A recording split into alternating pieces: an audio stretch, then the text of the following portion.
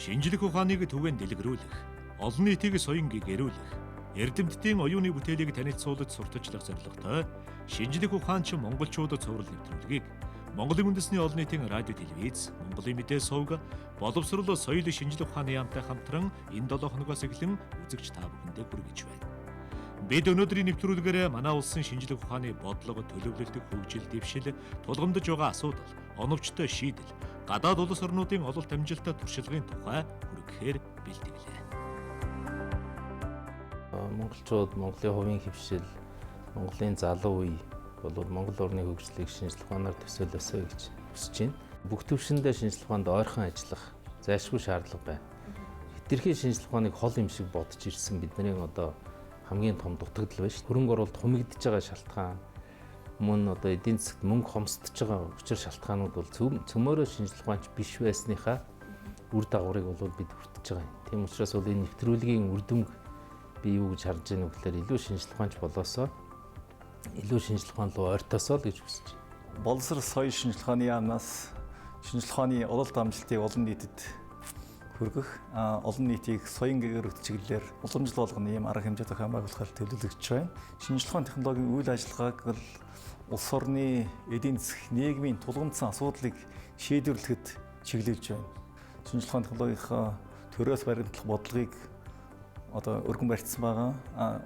Олон улсын жишгт нийцүүлэх замаар үйл эрх зүйн орчнууд бол нэлээд сайжирсан.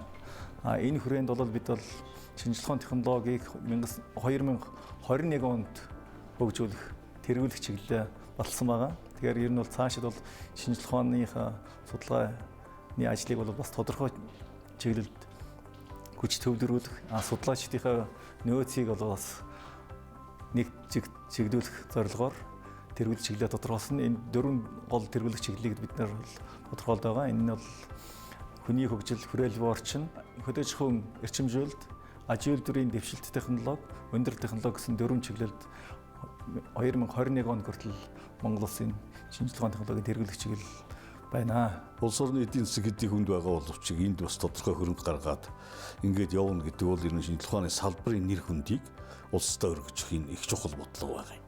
Энэнийг бол яг бодлого гэж харах хэрэгтэй. Ягаад гэвэл дэлхийн шинжлэх ухаан бол ер нь өөрийнхөө сурталчлахны гол зорилготой юм байдаг. Сүүлийн жилүүдэд боловсрол соёлын шинжлэх ухааны яамнаас шинжлэх ухааны салбарт олон шинэлэг бодлого хэрэгжүүлж байгаа. Тэр бодлогын нэг нь бол энэ шинжлэх ухааны ололтыг олон нийтэд түгээн дэлгэрүүлэх энэ бодлого л доо. Та бүхэн сайн манай коридорт харсан байх энэ постерууд те. Энэ бол өнгөрсөн онд гарсан шинэ бүтээлүүдийн постерууд байгаа байхгүй.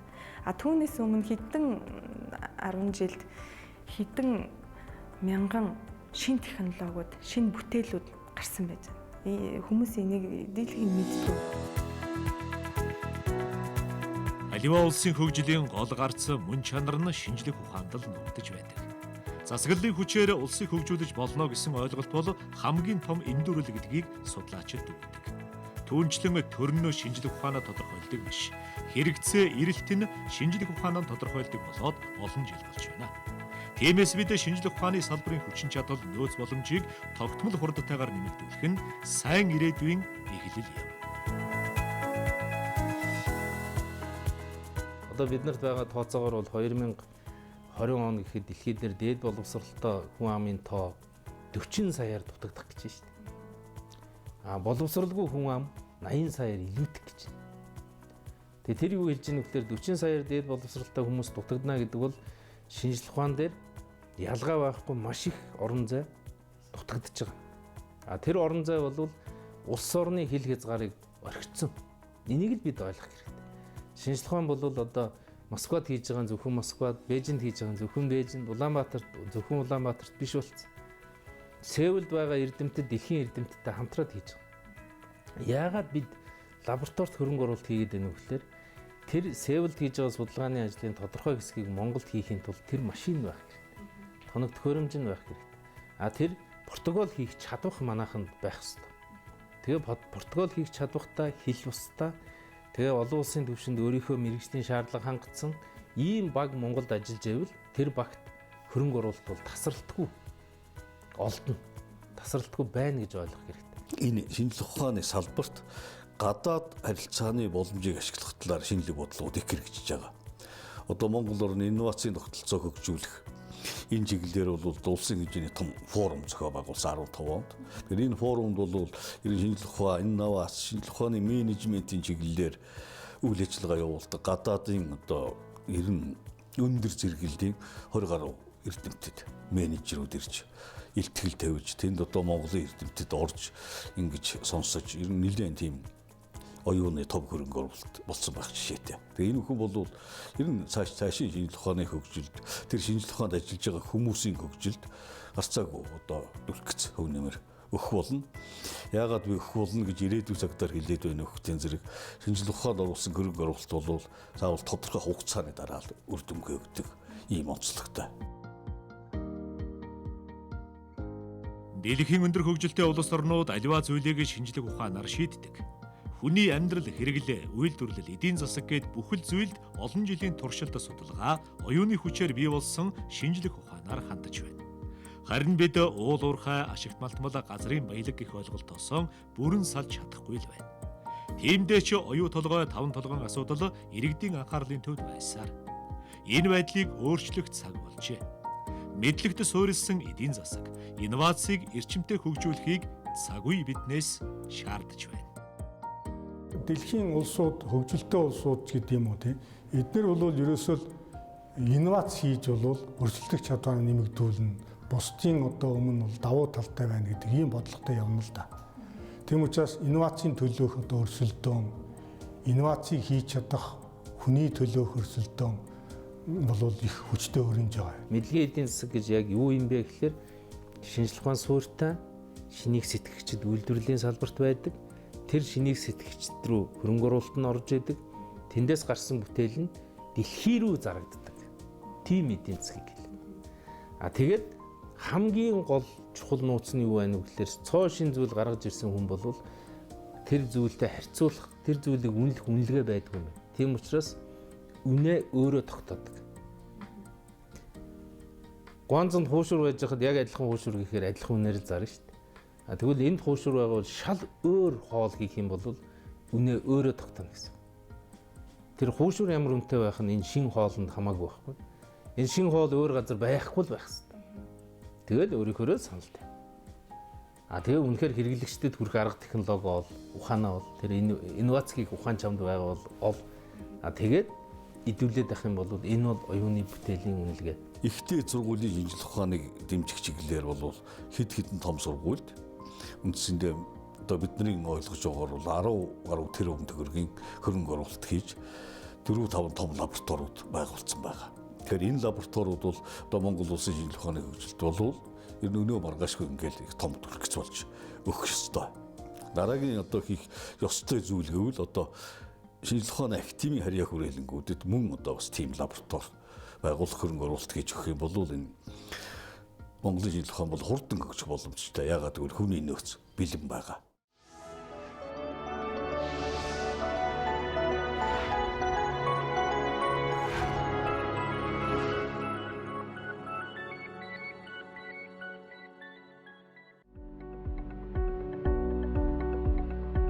Олон улсад нийтлэгээр хүлээн зөвшөөрөгдсөн шинжлэх ухааны сэтгүүлүүдэд бүтээлээ нийтлүүлж байгаа Монгол эрдэмтдийн тоо жилээс жилд нэмэгдсээр байна.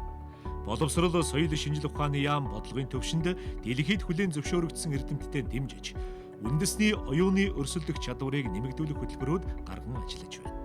Үүнд сургалтын тэтгэлэг олгох, санхүүгийн дэмжлэг үзүүлэх, бизнесийн менежмент, маркетинг, оюуны эрх, патентийн гэрээ, хууль, эрх зүйн чиглэлээр хүний нөөцөө бэлтгэж байна.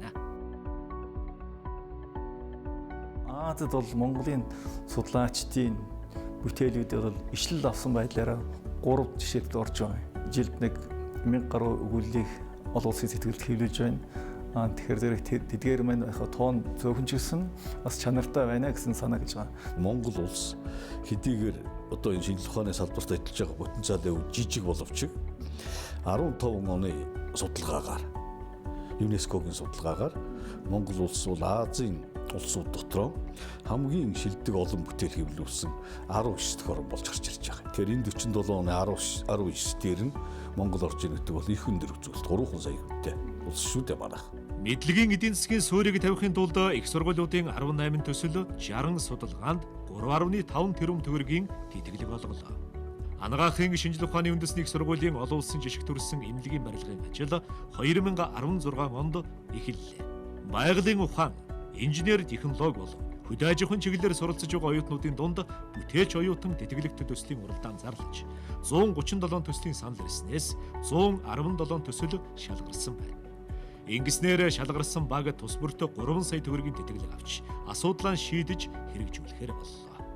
Бүтээлч оюутан төсөл хэрэгжүүлээд 117 багт бид нар 340 сая төгрөг олгоход бол тэрэн дотор маш их өндөр технологиг ашигласан, сургалтын орчингоо сайжруулсан, амьдрах орчингоо сайжруулсан, клубийнхаа үйл ажиллагааг сайжруулсан тийм төслүүд орж ирж байна лээ. Нэггээр хэлбэл залуучууд хүртэл илүү одоо шинжлэх ухаанч байя, илүү одоо шинжлэх ухааны үр дүнг ашиглая, дараагийн одоо шинэ бүтээл рүүгээ алхая гэдэг ийм ирмэлзэл бол тод харагдаж байна л да. Судалгааны лабораториуд бол хамгийн орчин үеих болж чадчихэв. Маш олон газар, ялангуяа биотехнологи, эсийн төвчний судалгааны хамгийн одоо дэлхийн шилдэг тоног төхөөрөмжүүдийг манай эрдэмтэд ашигладаг болчлоо. Тэгэхээр бол яг Токиод, Нью-Йоркод тийм ээ одоо Берлинд хийж байгаа судлаачдын судалгааны ажилдаа ижил төвчний судалгааны ажил хийх боломж бий болчлоо. Их сургуулиудыг судалгааны их сургууль болгоход нэгдүгürt Азийн хөгжлийн банкны 20 сая долларын том төсөл хэрэгцсэн байгаа. Дээд боловсролын шинжилгээний төсөл хэрэгцсэн байгаа. Энд бол судалгаа хийж байгаа оюутан судлаачид, багш профессорууд эднэрт одоо судалгааны ажлуудыг дэмжиж нэлээд санхүүжилтүүдийг олгосон дэмжлэгийн ажлуудыг зохион байгуулсан байгаа. Гадаад дотоодын эрдэмтэн судлаачтай холбох ийм томоохон ажлууд хийгдсэн байж байгаа. Мөн магистр докторийн судалгааны тэтгэлгийг Босрлын сайд өөрөө санаачлаад судалгааны тэтгэлгийг энэ жилээс өгч эхэлсэн байж байгаа. Их сургуулиуд маань бид судалгааны сургууль болохын тулд эрдэмтэд энэ профессоруудаа судалгаа хийдэг цаг гаргаж өгье. Тэр цагт нь зориулсан төсөв баталж өгье гэдэг ийм хандлага бол тогтчлоо. Өмнө нь бол зөвхөн заасан цагаар нь хичээл заасан цагтаа тааруулаад цалиа ав гэдэг ийм л одоо дүрм журм үйлчилж байлаа шүү дээ. Маш тод харагдаж байгаа жишээ бол компани байгуулагдаад эхэлсэн. Жишээлбэл одоо анагаахын шинжлэх ухааны үндэсний их сургууль бол эм үйлдвэрлэж байна. Эрүүл мэндийн цай үйлдвэрлэж байна. Ялангуяа хамгийн сүүлд гаргасан тэр алтан гагнууртай цай гэдэг бол өөрөө яг дэлхийн одоо стандарт шаардлага хангасан дэлхийд хамгийн үнэтэй байдаг цайнуудын тоонд бол гарцаагүй орохоор байна. MIT-тай хамтарч байгаа судалгаан дээр ч гэсэн ялгаагүй хот байгуулалтын дэлхийн цоо шин технологиг нэвтрүүлэх боломж бол гарч ирж байна. Гэх мэтчлэн үр дүнгууд бол хизээ гарах биш, одоо гараад эхэлсэн.